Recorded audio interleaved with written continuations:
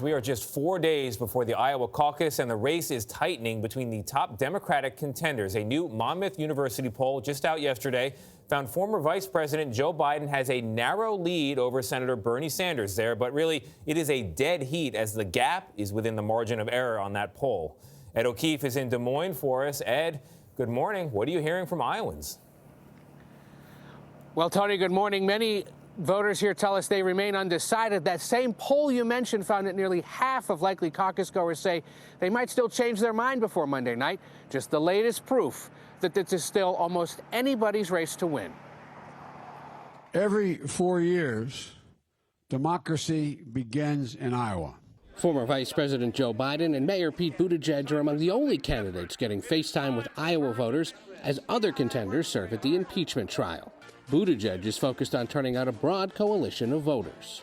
And I'm meeting lots of what I like to call future former Republicans who are just as upset about what's happening in this White House as I am. The 4 senators running for president who are trial jurors have a choice to make in the coming days. Do they vote to hear from additional witnesses and risk being off the campaign trail on caucus day? I took an oath and I will be there as long as that trial needs me. Would I rather be campaigning in Iowa in the last week? I would. During breaks in the trial in recent days, Amy Klobuchar snuck in a quick trip to western Iowa, and Elizabeth Warren was there on Sunday.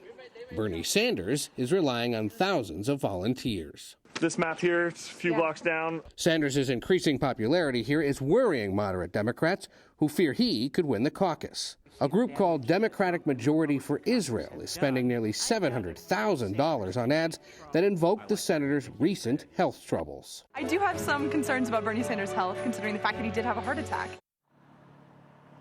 That attack ad is working to Senator Sanders' benefit. They flagged it for his supporters, and he raised $1.3 million in the day after it was released. Now, Democrats don't have Iowa to themselves today. President Trump is holding a campaign rally here in Des Moines tonight. Tony? The gloves are coming off. Thank you, Ed. Now, I want to tell you there is nobody standing behind you now. You are safe. But just a day or two ago, Vice President Biden snuck up on you. There he is, and a live appearance on this very network. What was that like? It was unlike anything you usually see on the news. Look, we had permission to be there, but it was a small room, so there was always a chance that we might be speaking a little too loudly, and clearly we rattled him. So he felt the need to come over and make a cameo on the evening news. I've never seen you unprepared, but I think you were caught off guard by that one. Let me just say it was very funny visually. I'm curious about what it felt to you being there. Could you feel him or sense him coming? We had this screen, we call it return in the business, and so I saw him coming. And when I saw him coming out of the corner of my eye, I had no idea where this was headed.